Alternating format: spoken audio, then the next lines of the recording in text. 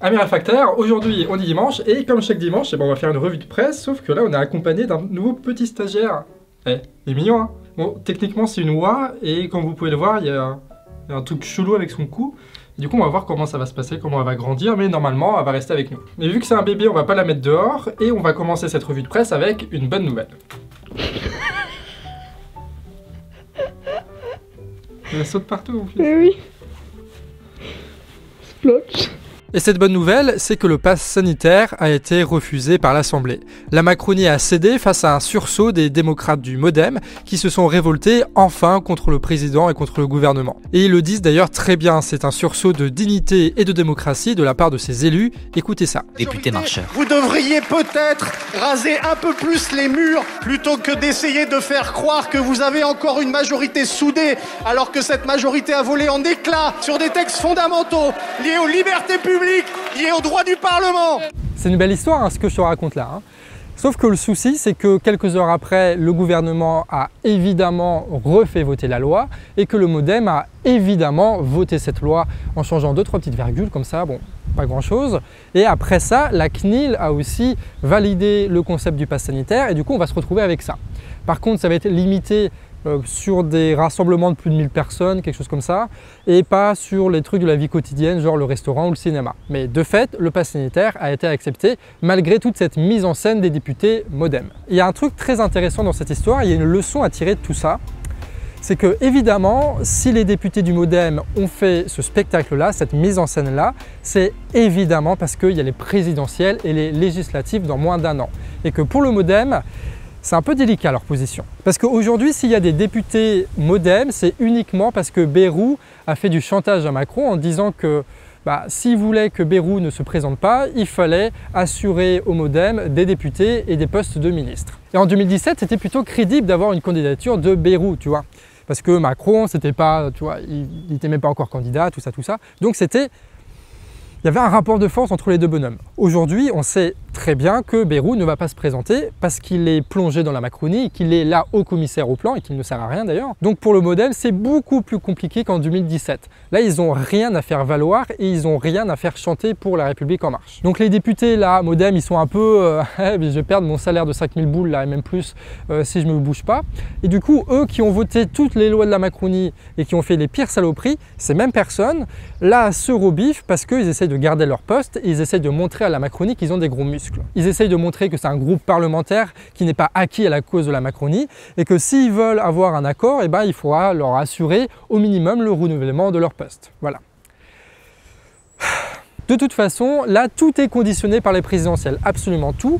Et donc, il ne va pas falloir s'étonner si soit LR, soit MoDem, soit tous les petits groupes parlementaires satellites de La République En Marche essaient de faire valoir un peu leur existence. C'est simplement parce qu'ils ne veulent pas perdre leur salaire. Voilà. Il n'y a que ça qui règle, d'accord? Parce que pendant 4 ans, ils n'ont rien fait. Toujours en France, c'est la fin de la Convention Climat. Vous savez, cette assemblée qui avait réuni 150 citoyens, qui avait fait 149 propositions plutôt sympas sur le climat. Macron avait au début dit que tout allait être mis en place sans filtre par le gouvernement, et petit à petit, il a changé d'avis, voilà, il a fait plein de langues de bois, et au final, les propositions, soit elles ont été vidées de leur sens, soit elles ont tout simplement pas du tout été proposées à l'Assemblée nationale. Et là, on a appris que Macron avait tout simplement abandonné le projet de faire un référendum pour changer la Constitution. En vrai, il a dit que c'est le Congrès qui voulait pas, mais c'était soit très prévisible, soit il pouvait passer au-delà de ça et faire lui-même un référendum. Enfin bref, il l'a pas fait, il abandonne le truc et il a encore trahi une fois de plus la parole du gouvernement et du chef de l'État, ce qui signe du coup définitivement la mort de la Convention. Bon, évidemment, on est d'accord, hein, le référendum, c'est de la langue de bois, c'est des effets de communication et ça n'a qu'un impact symbolique qui ne va en rien conditionner l'économie française et tout ça. Mais c'est juste pour dire que même ces promesses-là, même ces promesses de communication, ils n'arrivent pas à les tenir. Ce qui est intéressant par contre, c'est que la Convention, à travers une association, continue à se mobiliser. Donc le fait d'avoir tiré au sort, ça a politisé des gens qui n'étaient pas du tout destinés à militer sur quoi que ce soit. Et je trouve ça plutôt rassurant, moi perso, de voir que les rares expériences de tirage au sort à peu près bien menées, tu vois, ça produit quand même des résultats convaincants.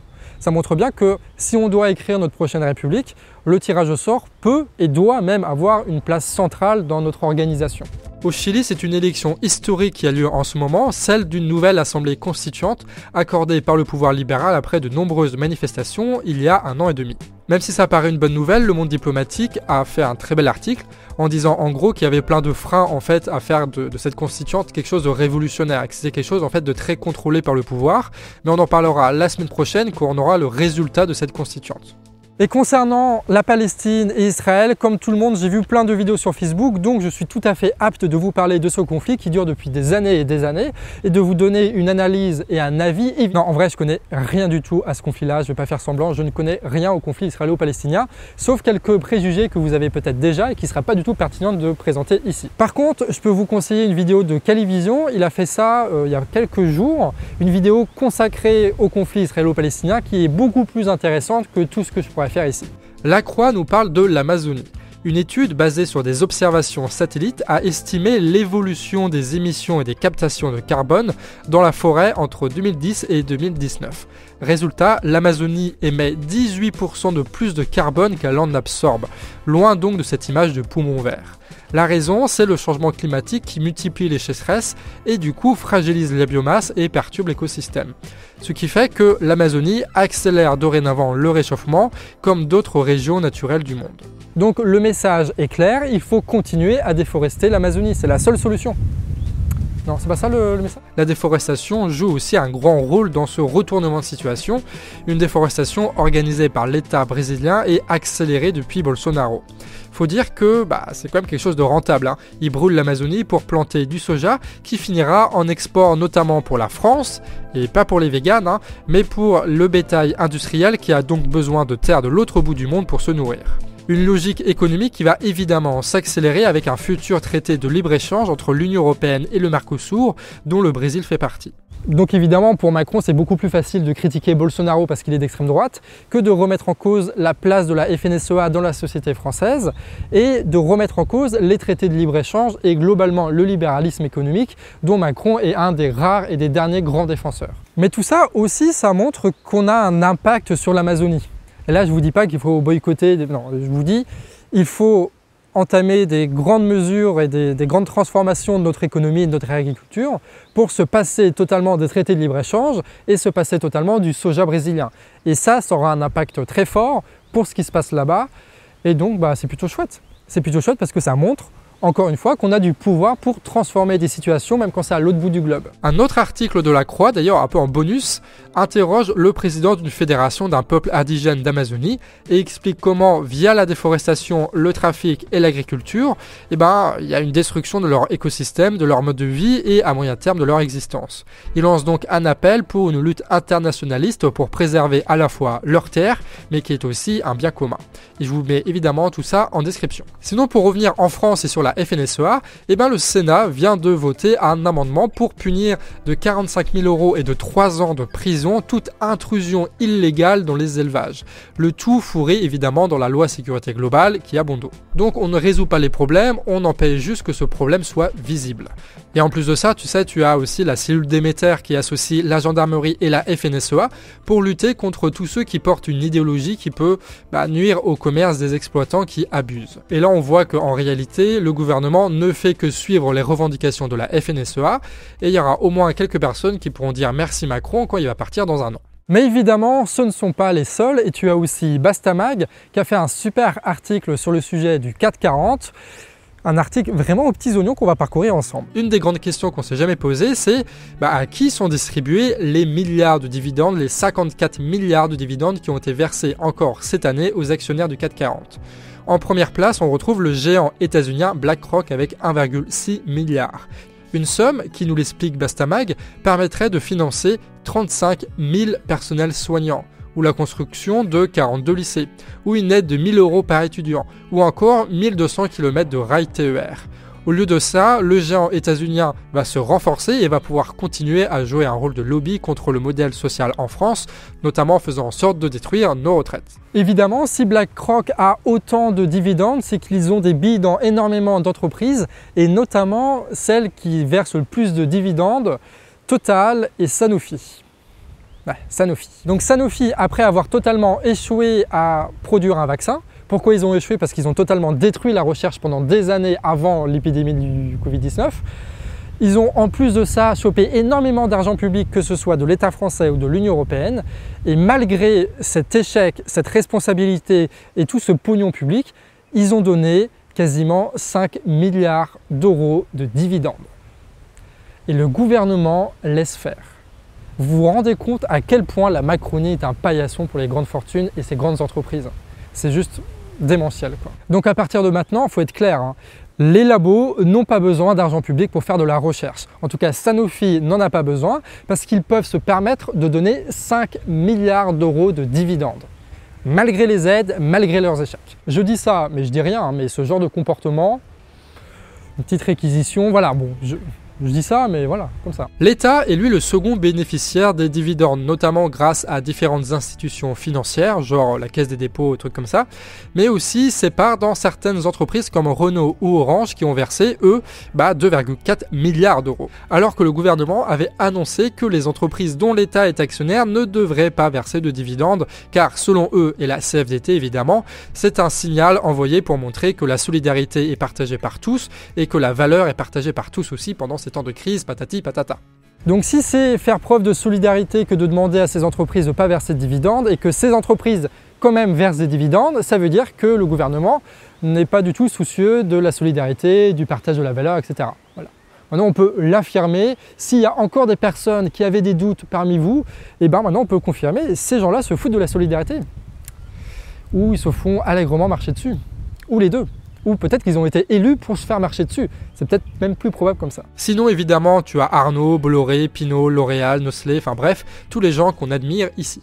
Grâce à Bastamag, maintenant, on sait précisément où va l'argent des dividendes qui est censé récompenser le risque et l'investissement des actionnaires. Voilà. Comme si Bernard Arnault risquait quelque chose, quoi. Comme si c'était pas plutôt les employés qui prenaient plein la gueule, comme dans le film de Ruffin, là, Merci Patron. Enfin bref. Ce sera d'ailleurs rigolo de faire un petit atelier d'EducPop pour savoir où est-ce qu'il serait judicieux de placer ces 50 milliards si on décidait de faire une taxe sur les dividendes. Il y a quand même beaucoup de choses à faire en France avec ça, quoi. Sinon, petite sélection d'articles en libre accès que tu peux lire, avec notamment Bastamag qui nous a sorti un article sur l'ampleur du dispositif de la gendarmerie pour surveiller les opposants de Bure.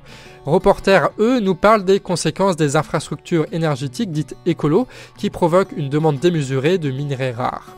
Les crises nous expliquent, eux, comment les États-Unis et les agences de renseignement arrivent à propager des mensonges géopolitiques notamment, grâce à l'intermédiaire de journalistes peu regardant sur les sources. C'est notamment ce genre d'analyses qui permettent de prendre un petit peu de recul sur les informations et l'actualité qu'on voit passer de temps en temps. Et je pense notamment à une affaire qui a été très peu médiatisée, qui concerne une fake news incroyable de nombreux médias concernant la Bolivie. Donc on va pas refaire toute l'histoire, sachant qu'on a déjà fait une vidéo là-dessus il n'y a pas si longtemps. Mais en gros, suite à un scandale de privatisation de l'industrie du gaz en Bolivie, le pays a eu un gouvernement socialiste en la personne d'Evo Morales de 2006 à 2019. En 2019, Evo Morales se re-représente et il obtient un score de bâtard et du coup il est déclaré nouveau président. Sauf qu'il y a des organisations dites indépendantes mais qui sont en réalité intimement liées aux États-Unis qui contestent ce résultat via une étude statistique qui se révélera quelques mois plus tard totalement bidon. Se rajoute à ça des mobilisations dans la rue et au final tu vas avoir un coup d'état d'une des sénatrices, un coup d'état soutenu par des militaires et des religieux et Morales part en exil au Mexique. Bon, la bonne nouvelle c'est que avec la nouvelle élection qui est organisée, c'est le même parti de Morales qui l'emporte, ce qui fait que l'ex-président est retourné dans son pays avec de belles images comme tu peux voir. Bref, voilà, c'est une happy end. Ce qui nous intéresse dans cette histoire, c'est le rôle des médias mainstream pour mettre la pression sur Morales et essayer de vendre ce coup d'État comme quelque chose de parfaitement démocratique parce qu'en face c'était un dictateur. Parce que même sans preuve, les accusations médiatiques sont toutes arrivées au même moment et quasiment avec les mêmes mots. Jusqu'à relayer sans vérifier cette information, Morales a été contraint à la fuite après avoir tué 35 personnes lors d'une manifestation de contestation. On les a pas tués, mais c'est sous ses ordres que la police aurait abattu ces personnes-là. Et ça, c'est pas rien comme accusation, et ça a été répété au Monde, chez Le Figaro, chez Le Point, chez l'Obs, et même chez le Courrier International. Toutes répètent la même information. Sauf que cette information est tout simplement fausse. Elle est fausse. Chronologiquement, il y a des trucs qui merdent, notamment le fait que ces manifestations meurtrières se sont passées après le coup d'État et pas avant. Donc pendant le fait que la sénatrice ait pris le pouvoir et pas pendant que Morales était au pouvoir. Ce qui change, oui, quelques trucs quand même à cette histoire. Un collectif qui m'a fait part de cette affaire a demandé des rectifications aux journaux et seul Le Monde a accepté son erreur, a modifié son article et rajouté un petit écriteau pour dire qu'ils avaient merdé. Mais ça veut dire en gros qu'une telle accusation s'est propagée librement dans l'opinion publique alors qu'elle est totalement fausse. Ça montre quoi cette histoire? Ça montre que aujourd'hui, les grands médias ne vérifient quasiment jamais les informations que l'AFP relaie et qu'il suffit à 2 ou 3 journalistes de balancer de la merde pour que tu aies des tonnes et des tonnes d'articles qui relaient cette merde-là. Alors évidemment, parfois, tu as des mecs qui disent « Ah oui, pardon, on s'est trompé ». Mais globalement, l'information fausse est beaucoup plus partagée que le rectificatif. Et tout ça, ça nourrit un imaginaire, ça nourrit un récit, puisque évidemment, les journalistes ne vont pas vérifier des informations qui sont pour eux vraisemblables. Et les informations qui sont pour eux vraisemblables, eh ben, ça tient à leur idéologie. Ça tient au fait que pour eux, les socialistes, ça tend vers finir comme Chavez et Castro, comme des grands dictateurs qu'ils seraient, et pas vers des victoires populaires. Et c'est vachement intéressant ça. Bref, on parle de cette petite affaire qui peut sembler être un détail, mais en vrai, je pense que ça montre bien des dérives et surtout ça permet de rétablir un petit peu la vérité sur cette affaire. En tout cas, c'est avec cette pluie, voilà, putain, et ça fait longtemps que j'ai pas fait de vidéo dehors et puis il pleut et puis ça va faire une mauvaise image de la Bretagne et tout ça, merde quoi. J'espère que cette vidéo t'a été utile, n'hésite pas à la partager, c'est important pour essayer de faire en sorte que l'algorithme aime bien cette vidéo pour partager un maximum ce genre de choses. Puis voilà, n'hésite pas à dire par commentaire si j'ai oublié des informations, si j'en ai maltraité, et puis comme ça permet d'alimenter le débat. Sur ce, amis réfractaires, on se retrouve la semaine prochaine pour plusieurs vidéos. En attendant, des bisous.